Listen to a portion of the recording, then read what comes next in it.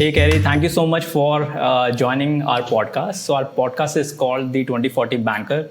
The reason we started this podcast was we wanted to learn how everybody is preparing for the year 2040, how the banking would evolve. And at the same time, we wanted the knowledge to be more open source around banking so anybody can actually learn what's happening in the banking world and then can actually innovate around that. And it's my pleasure to have you on our podcast today. We have been following you for a long time over LinkedIn. Your posts have been extremely informative. And today, I believe the discussion that we would have would be great for the audience as well. So welcome again. Thank you, Nitin. Great to be here. Yeah, so just for the audience, I'll just say that currently you are the managing director of BankTech Ventures. And at the same time, you're the founder of Operate. But anything else you want to add in terms of your intro, just feel free to add and then we'll get going from there. Sounds great. Well, thanks for having me. I like to generally make sure people understand where I show up from. I'm an entrepreneur at my core. I have been that really most of my life. And I grew up in a 100-year-old family business, and my dad ended up selling it at almost 150 years of age in my family. And I grew up in that. And I think part of what I realized at some point fairly early on is I just kind of was always willing to ask why, always willing to challenge the status quo and imagine what different or better might look like. And it's sort of that one of those things that once you realize that's who you are, it affects me in almost every facet of life. And so I know at times I drive people crazy because I am willing to ask those questions or challenge things. And, it's led me to a whole range of adventures in my life, which has been fun. And it led me ultimately to what I'm doing now with BankTech Ventures, where I saw that, I think COVID and that era advanced the disruption and change in the U.S. banking environment at a speed that most had not fully appreciated or realized. And so for me to come into the middle of that and try to be an aid to those that are trying to navigate that change. I have a really big heart for community bankers and community banks all over this country, and grew up in one, next to our family business that was a great support and part of the community together. And so it goes back to my roots, but I also have lived in this world of being out on many cases on the front edge of changes happening, and have done it mostly through entrepreneurial activities. Now I have this opportunity to really connect heartfelt entrepreneurs who want to be part of helping community banks and community banks that need that help to move forward and maintain competitiveness and relevance and continue to serve the communities that they have so dutifully done for so long. And so for me, it's been a really fun season of life, and I've been excited to both be a part of it and humbled to get to work with a great group of people. I love entrepreneurs and founders, and having been one and I am one, I like to always figure out ways to try to help them. And there is this chasm between them and banks that exists. It has existed for a long time. And I think, we're trying to find ways and having success finding ways to bring those groups together more productively to everyone, including even customers' benefits. Thank you so much, Carey, for the introduction. So since we're talking about community banks, maybe we can just start and you can help me understand how are the community banks' needs different from any other regional banks or national banks? How do you define broadly what are the differences? Sure. And, in some cases they aren't different, Nitin. So it just depends. Okay. But I think, as one sort of start, just so people can orient, the U.S. financial system is unlike any other financial system in the world. And one of the key defining elements of that is the fact that you have this huge long tail of regulated financial institutions. You have still nearly 10,000 financial institutions in the United States, which you just don't have anywhere else. And while we have really big, well-known brands like Bank of America and Citibank and others, in a lot of communities all over this country, you have a small financial institution like a bank that has been there for a long time and is key to getting capital to the edges of our economy. And so to me, the reason for them to exist has been to fill the niches that really do make up the economy, and that in a lot of cases, it takes some amount of trust and leap of faith and confidence and relationship to help things move forward. And so, I grew up in, as I mentioned, in an environment where it was often a relationship first business. And I think as the world and technology has changed, a lot of that has dissipated or maybe become a secondary element of how financial relationships and financial decisions are made. But yet, in so many aspects of our lives, we want trusted relationships to guide us, to help us, to partner with us as we try to navigate what often are not that certain or predictable future. And so community banks play that role. And one of the things we often will say is they are servant leaders, they are heart-led, they are committed, they show up. And that does count for a lot more than many technologists realize. And the history of community banking was often relationship, or what I would call high touch as opposed to high tech. The future of community banking from our perspective is high touch enabled by high tech. And so It's the best of the combination of the two, which actually gives the relationship managers, who could be the CEO or president of the bank or could be someone within the bank, it actually gives them better equipment to be even more valuable, more strategic, more personalized, and even better at maintaining and building the relationship than they historically have. And so they have better information at their fingertips with better tools to help them make recommendations than maybe historically they did, which it was just purely on relationship and trust and not necessarily always data informed or equipped with the kinds of technology that you can now bring to banks to help them, as I said, provide the best elements of high touch with high tech underneath it. Got it. So would it be fair to say that from a competitive advantage perspective, it is the relationship driven through technology is what would keep the community banks more competitive, or is there more to it?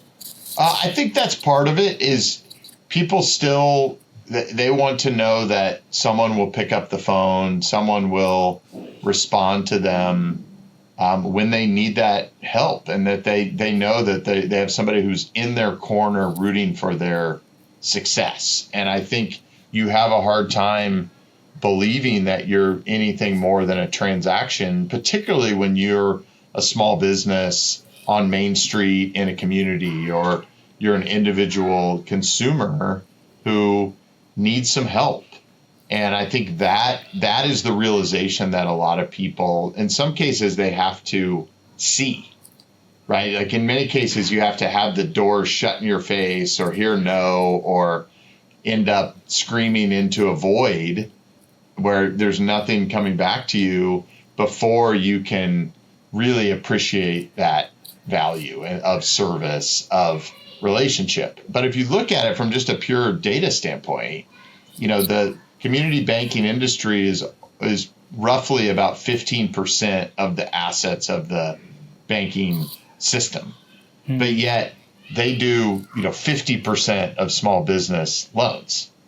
And, if you look back to when I was talking about COVID, during the program that was trying to get capital into Main Street businesses so that they didn't have to let all their employees go and shutter, during the early days of the pandemic, it was the small banks, it was the community banks who stepped up, and they were working 24/7, and they were doing all they could to help those customers in their respective communities. And they ended up doing 3 times the volume of PPP loans that you would have predicted if you were just looking at data that they would have done. Understood. And from the geography perspective, is it that their strength also lies in the specific geography that they operate in, and through that, the relationships are becoming more and more stronger? Great question. So historically, the answer to that would be emphatically yes. Okay. That, and this goes back to the history of things like the banking laws in the United States, where they were confined to a geography by design. What has happened, and a term that I use often, is this idea of redefining communities. And that historically banks thought through what was our branch footprint, what was the geography that we served. And in some cases, that still is a relevant facet of how they should be thinking. What I encourage them to do is to continue to think about what is the right definition or definitions of community for our bank, and how do you layer on other communities as people now define their community in different ways as well. So I don't just define the communities that I'm a part of by where I live or where my business is. I have an industry. I may have other types of affinity groups that I'm a part of that help me in a multifaceted way as well. And so really strategic banks are thinking about, and maybe it's thinking about the name of the bank as a more literal definition. I grew up next to the Farmers Bank, and maybe they need to be a bank for farmers, not just in the geography, but maybe certain types of farmer businesses or setups that they are better equipped to help support than others. And so I think that's the era that we're in right now, is this era of redefinition. And what do we have as a bank the ability to serve that may not just be about physical community, but we have expertise, we have a really strong capability, and we can add value, just like I could rely on you potentially to help my business, irrespective of where you're located. But if we have a high trust relationship, I know you're available, I know you understand who I am and what I'm trying to do, and we're better together, that's the great foundation for building a long-term business partnership and relationship. Yeah, that's a great way actually to look at maybe a new definition of community banking. And especially, I think, in a digital world, you took an example of farmers, but it would be equally apt for, let's take an example of where, let's say, a bank is very much capable of funding Uber drivers. That's now, right. Uber drivers is all across the globe, but you know them really well, their needs really well, and you've created a product and delivery method for them. It's a great way actually to look at the community banks now. And Carey, so I want to switch a bit now to your strategic investor role. So I heard one of your posts where you were talking more about that you are more like a strategic investor rather than a traditional VC. Mm-hmm. What exactly is the difference, and what is there in your mind when you are actually entering a company like a strategic investor? Sure. I look at it more from why we exist and who are we really trying to help in the world, right? Like that. So not necessarily even do I feel like it's useful to compare us to venture capital. We invest maybe in a similar structure to how we typically are making minority investments into relatively early stage private companies. So that you could call that private equity.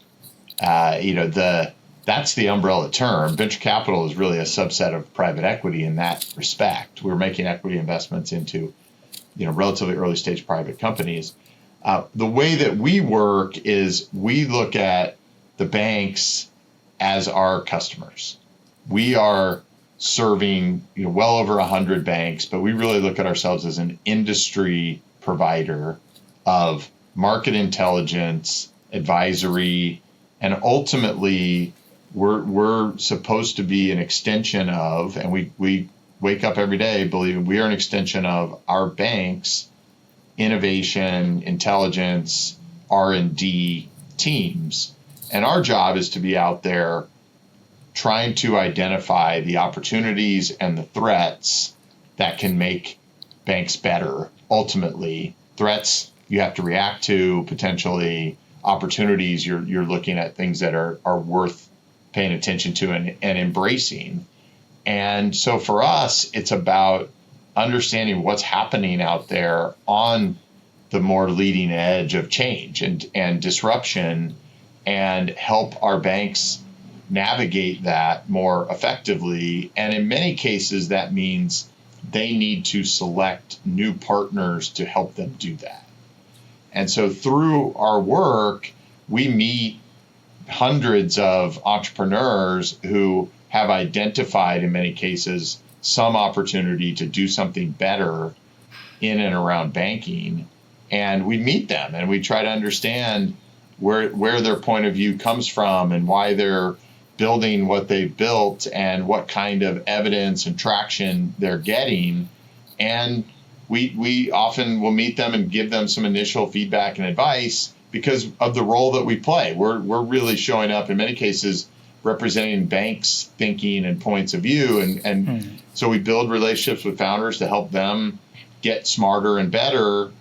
And at the same time, we're working with our banks trying to understand how they're thinking, what their needs are. And then really we're out in the marketplace trying to be a connector between the two. And sometimes that's introducing a company to a bank because they have a very specific capability, they have a very specific need, and we connect them. And so the way that I tend to think about it is our work as an investor is a byproduct of all that other work. And so we meet founders, we hear what they're working on to try to in some way change or improve banking. We're talking with our banks all the time about things that they're trying to improve or working on. And when we hear a really high number of the same things from our banks, and we meet a founder who has solved a problem that we know a lot of our banks are motivated and trying to solve, that usually means there's a pretty obvious opportunity for us to get involved and be a bridge between those. And often that leads to us making an investment when it's the right solution at the right time to what banks are trying to do. And so instead of thinking we're in an ivory tower, fantasizing about this future and defining it, we're in the marketplace and trying to pay attention to the best of our ability, and the opportunities tend to just fall out of being in there and being a connector. Yeah. And I tend to think of it as we're creating unfair advantage for everyone through that work. Our banks are unfairly advantaged in that we're bringing them ideas earlier than they probably would get on their own. Our companies are advantaged in that they're getting introductions from us to banks that they may have a really hard time doing themselves. And we get to participate in that and see the magic when this company helps one of our banks in a really meaningful way become better in some part of their business. Understood. And if I compare, Carey, what you do at BankTech versus what you do at Operate, there is a big difference in terms of the speed of GTM. Typically, banks and BankTech relatively moves at a slower pace compared to any other enterprise sale or, let's say, a small business sale. Then how do you decide? How do you take a call between a startup which you're funding in Operate, and how do you look at it from a BankTech perspective? What is the difference in strategy there? Sure. So Operate to me is kind of my, as I would call it, it's my forever playground for entrepreneurship. So I have very broad canvas there to work from. My partner and I started it about a little over 5 years ago. We're both serial entrepreneurs, and our view was we want to get involved and almost do parallel entrepreneurship. And so that could look like a lot of different things. And we've gotten involved with almost 30 companies through that. In some cases as a co-founder, as a very first investor, as a early hands and feet to just help the idea germinate and get to potentially a product, and then ultimately maybe some revenue and a business with the goal. And we've played different roles in every single one of the companies that we've gotten involved with over there. And it's been really fun, and we'll continue to do that. And for me, that actually gives me another area to continue to learn and grow and see what's happening, in some cases in totally different industries than banking. Yeah. And I just, in the way that my brain works and the way that I learn and grow, that's really useful. It stretches me.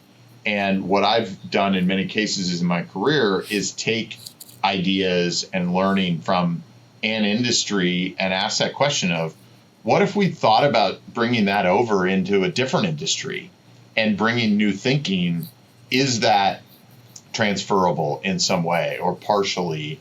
And so to me, this is just another way to continue to be relevant and challenge the status quo from a totally outside view. And so it probably helps me address some of my attention deficit disorder, and also just synthesize a different set of inputs and information than if I were only spending all day, every day, just thinking about banking and entrepreneurs in the banking industry. And so it's just another information set to input in. And sometimes it does come over and actually help in how I think about banking. In some cases, it has no relevance whatsoever, and that's okay too. And so to me, Operate is really, I love the very earliest stages of ideas and how to work through those. There aren't that many opportunities in banking to do that because of exactly what you said, Nitin. Most banks don't want to be the very first to do anything, and I think have a general industry sentiment of the pioneers get shot as often how they think. And so we're very aware of that, and we try to navigate through that. And so, at times maybe I get frustrated, but I know that I have a place where I can try to work through early, unproven, disruptive ideas, if that's where that needs to live for a bit. Got it, understood. And so what you mentioned about how banks typically adopt new technology. So if we try to understand how typically you have segregated community banks, right? In your experience, you would have experienced community banks who were very quick to adopt something new, or were open to an idea where they wanted to do something differently, right? While there would have been people who were very skeptic about a particular idea, that didn't want to experiment anything new. In your mind, have you created some kind of profile basis which you can now say that this is the kind of bank who would be open to maybe an experimentation, while this is the kind of bank who would straight away say no in most of the cases? Absolutely. Yes, we have, based on what we have learned from working with them, what we've observed from how they do things, we have definitely developed profiles on our banks, and I would even say a greater number than just the banks that are part of our fund. Certainly, banks that have made a commitment to invest in BankTech is one indicator. They're curious, they're open-minded, they're paying attention, they're investing in, they're learning to try to find out ways that they could get better. And so that is a good, at least, indicator of some amount of willingness. But there are a number of different attributes that we really look at. And in some cases, a bank may be very call it middle of the pack from how they think about generally adopting technology, but they may have one part of the bank that they are very, very good and strategic and maybe better or want to be better than the vast majority of other banks out there. And that group might be a very early adopter of new ideas because they want to maintain that leadership position. And so it's not always just a universal culture or Correct. view. So what we will often try to do is understand sort of at the total bank level, where are they? But then are there parts of the bank that are very, very unique that have a different perspective on how they think about innovation and change and leadership? Makes sense. But on this, Carey, so what do you think, who really drives innovation in a bank? Is it happening at the C-level executives, or is it happening at the mid-level? Yeah, the strategic approach to it needs to absolutely be at the C level. And I have banks where the CEO is the chief innovation officer. Now, are they capable of managing projects that are business process change or new systems or new approaches? Generally not.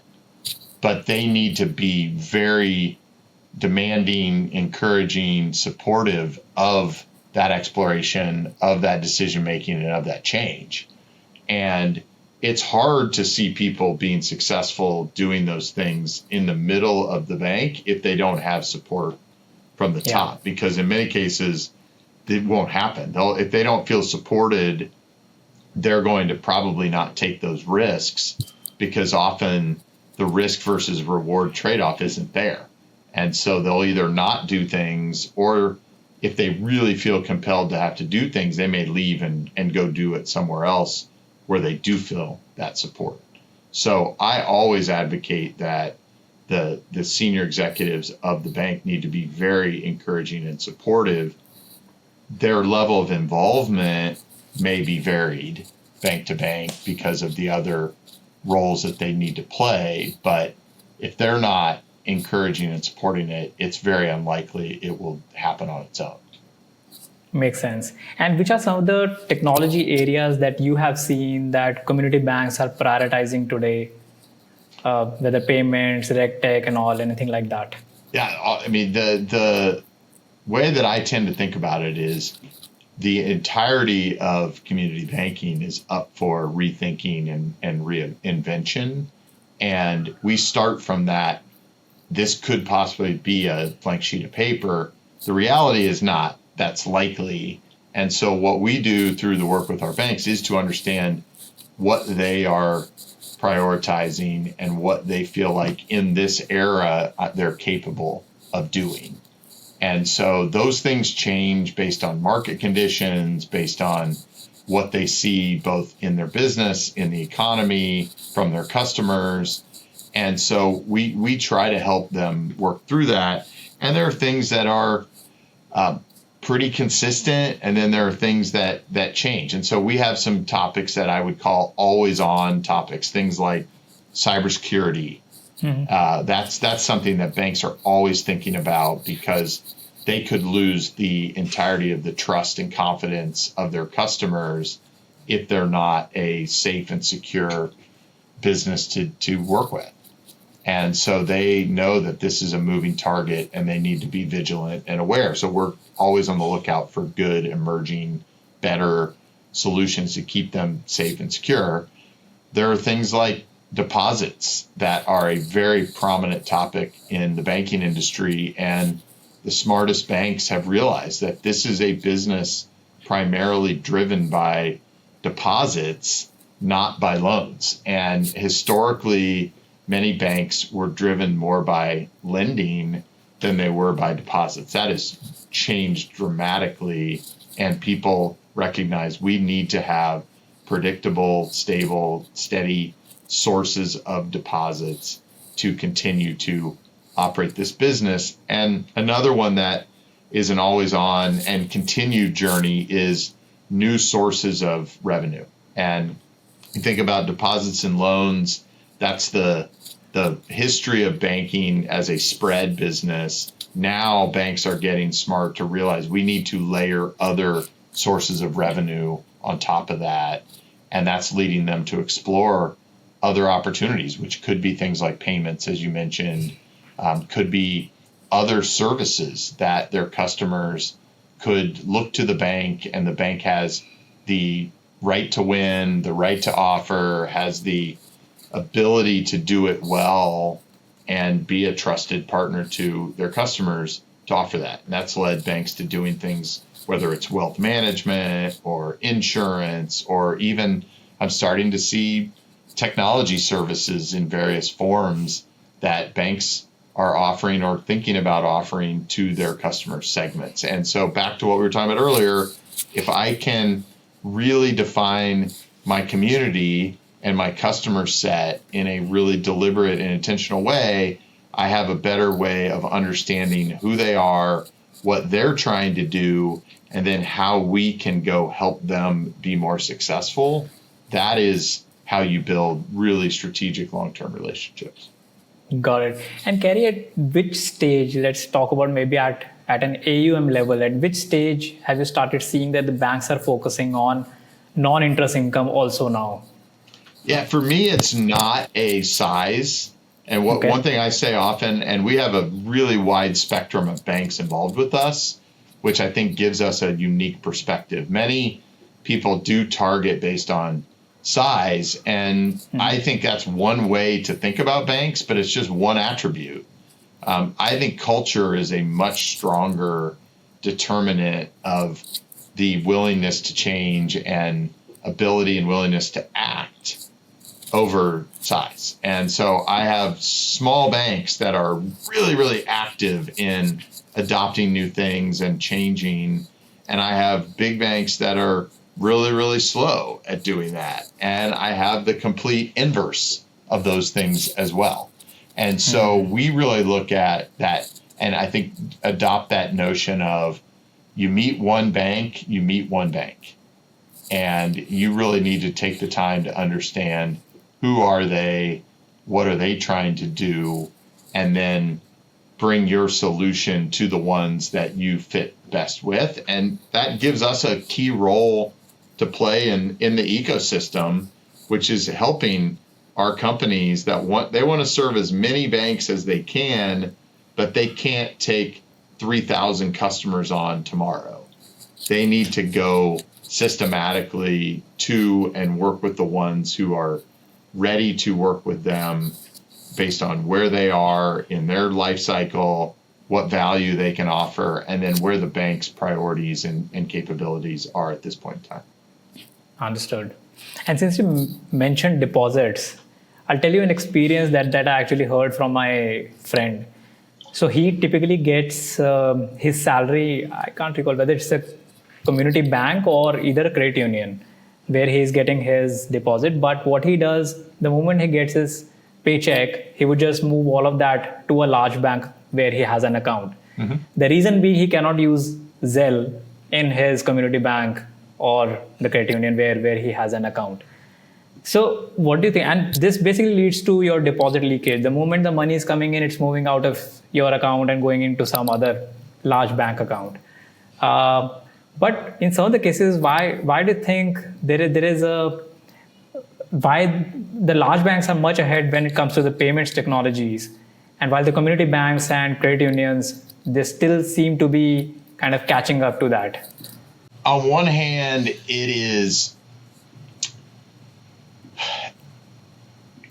a difficult topic because, as I said, we have a whole set of banks that historically were relying on other parties to provide them those services. And if those providers, it could have been a correspondent bank, it could have been a banker's bank, they knew they needed, their customers asked for things like, hey, I want to be able to move money. I want to be able to have a credit card.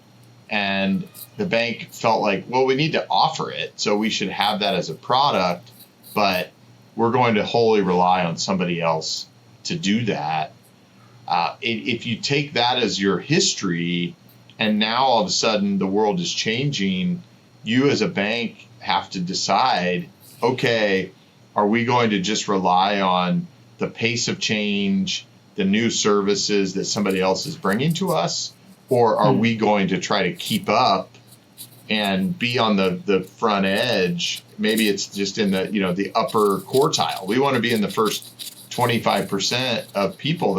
There's still a tremendous number of banks that don't offer Zelle, as an example. Yeah. Partly because it's cost prohibitive. They do the quick math and go, well, this isn't a good deal. We're just going to pay a tax, and our customers are going to move money.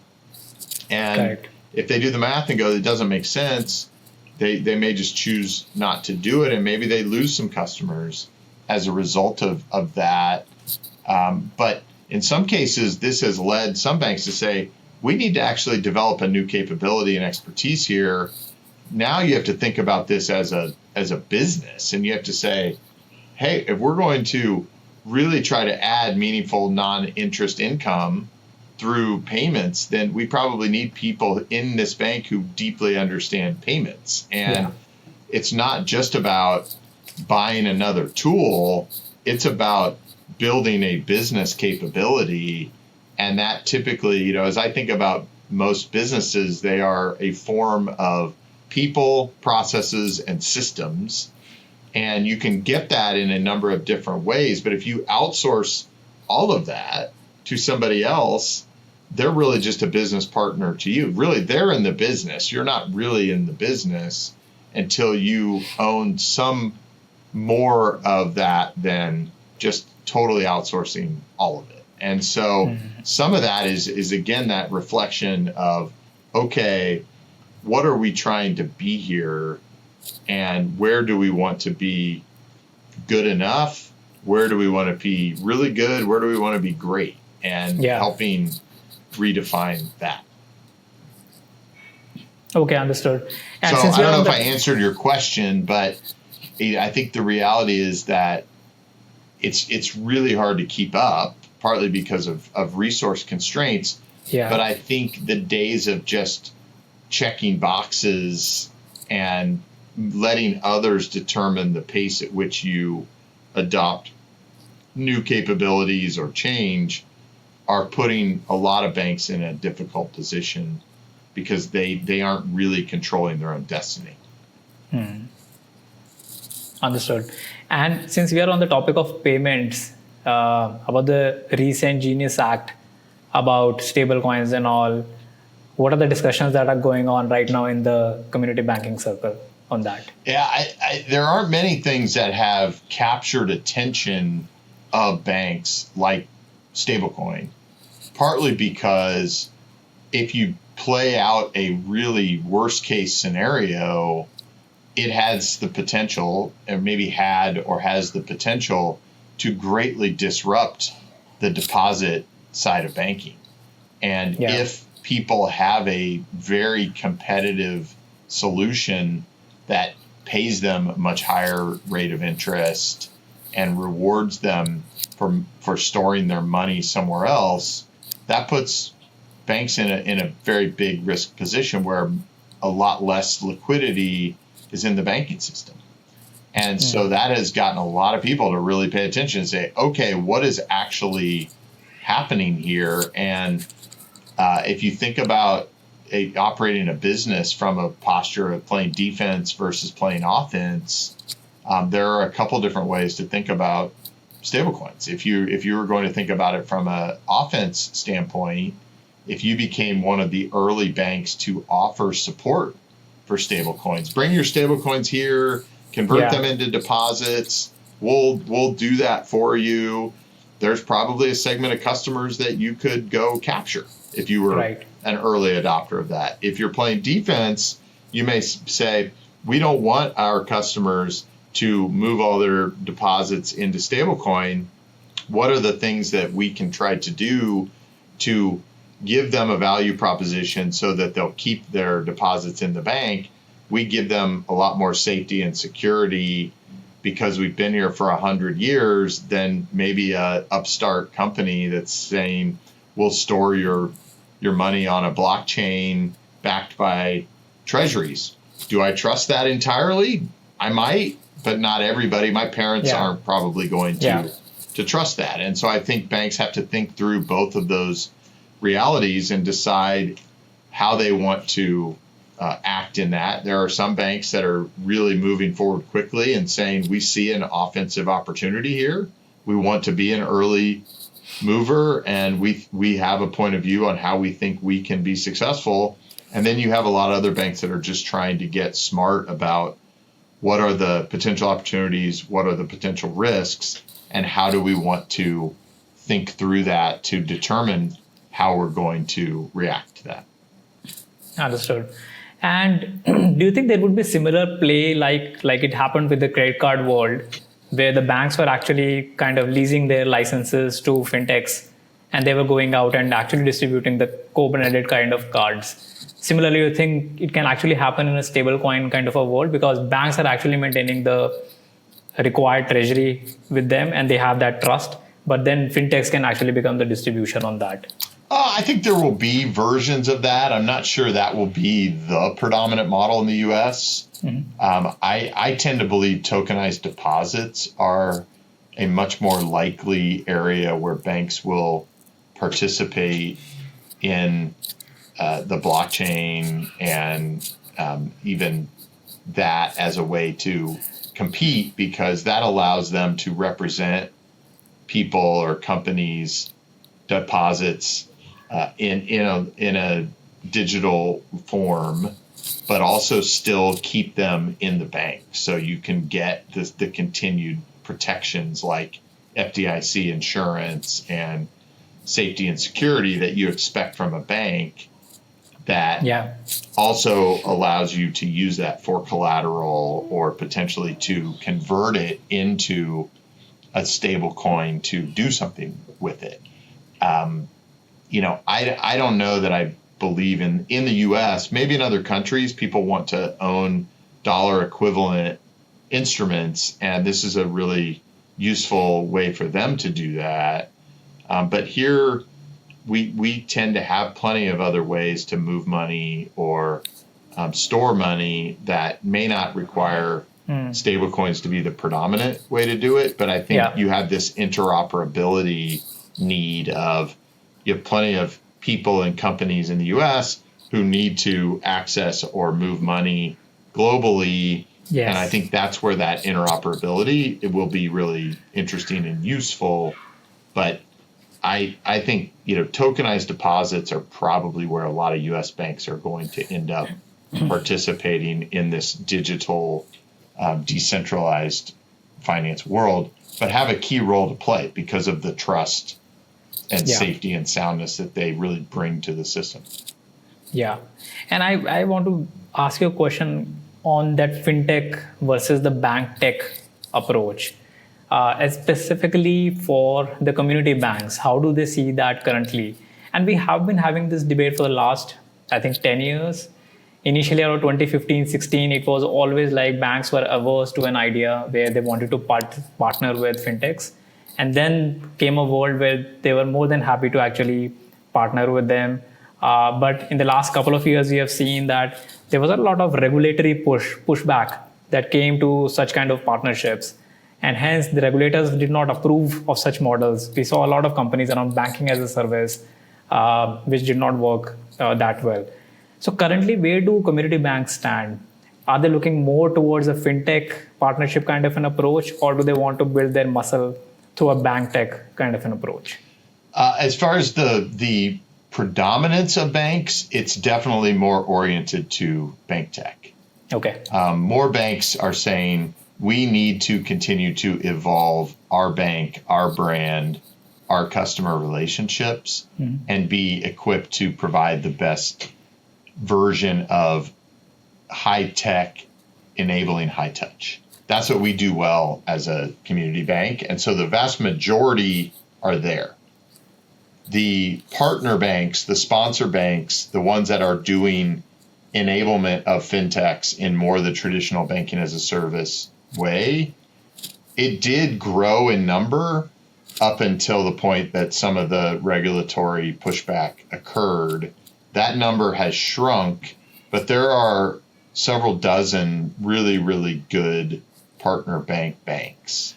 I don't see that number growing significantly. That's just my opinion over the next several years, because it takes a very strong commitment from a bank to say, we are going to make this a key line of business for our bank, and we are going to invest in that and put ample resources behind it to do it well.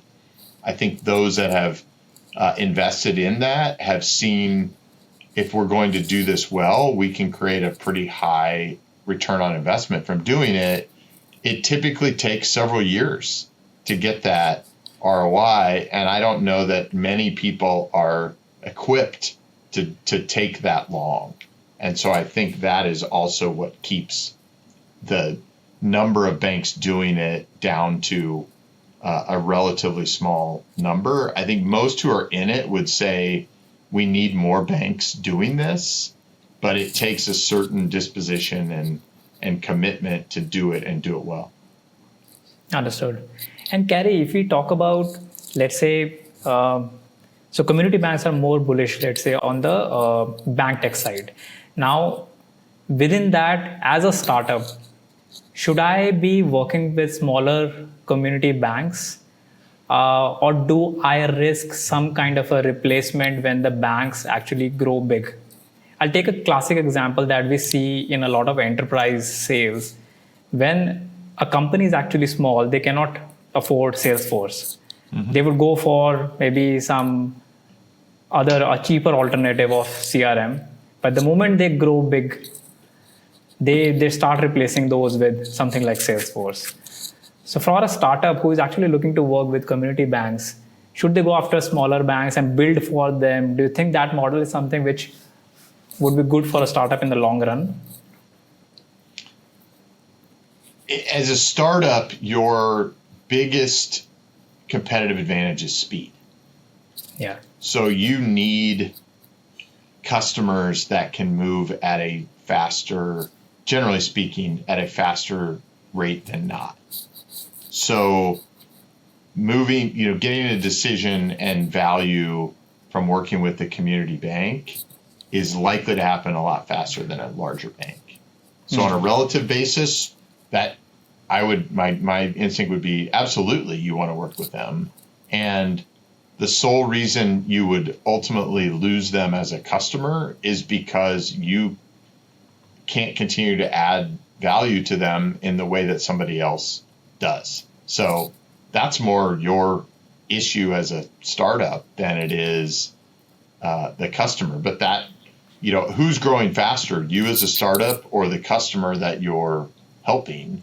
And you should be evaluating that. I see a lot of companies that try to work with FinTechs early as a proxy for working with banks to then ultimately maybe try to get to bigger banks. So there are not universal ways to build a business. So I have companies in our portfolio that started with the largest banks in the world and then decided to expand down into smaller banks. I have ones that actually is more logical, where they typically would start with a smaller bank because the complexity and expectations are less. You have a less full-featured product as a startup. You can work with a smaller bank and mature your product and move up market as you go. So there are all kinds of different ways to do it. Understood. And for a startup or for a fintech who wants to work with a community bank, what do you think is the right way to engage? Where should they be reaching out to these people? I think the hardest thing is getting that credibility. These are relationship-oriented people. Yeah. I have a really hard time suggesting that you should just be cold calling, cold emailing bankers. Your best bet is to find ways to get and prove your credibility and capability through relationship building or others who can help transfer that relationship value to them. So that is a big challenge for a startup trying to work in banking. Yeah, agreed. So, Carey, I think I covered most of the things that I wanted to cover today. Now I have some quick questions for you. Sure. First, I have a quick game that I want to play. So it's a simulation. Let's say if you have to build a bank in next 5 minutes, if you have to just figure out how would the bank look like, and you have $100 million available with you, how would you design that bank?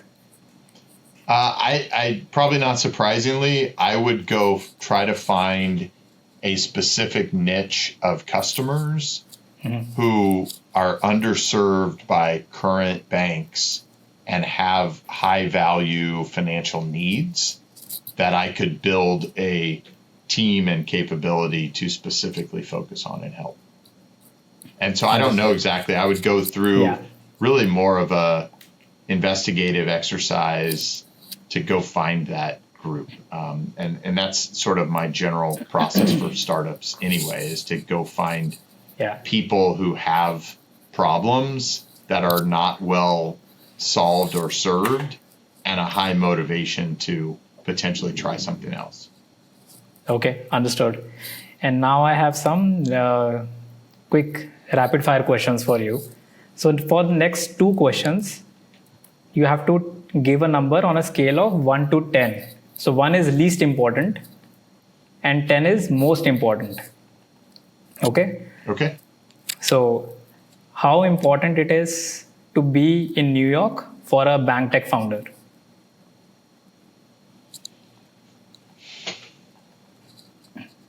Three. Okay. And how important is it for the founder to have gray hair in BankTech? 3. Okay. In next 10 years, who do you think would have the larger market share, Zelle or FedNow? Zelle. Okay, why so? I'm not sure FedNow will exist in several years. Okay.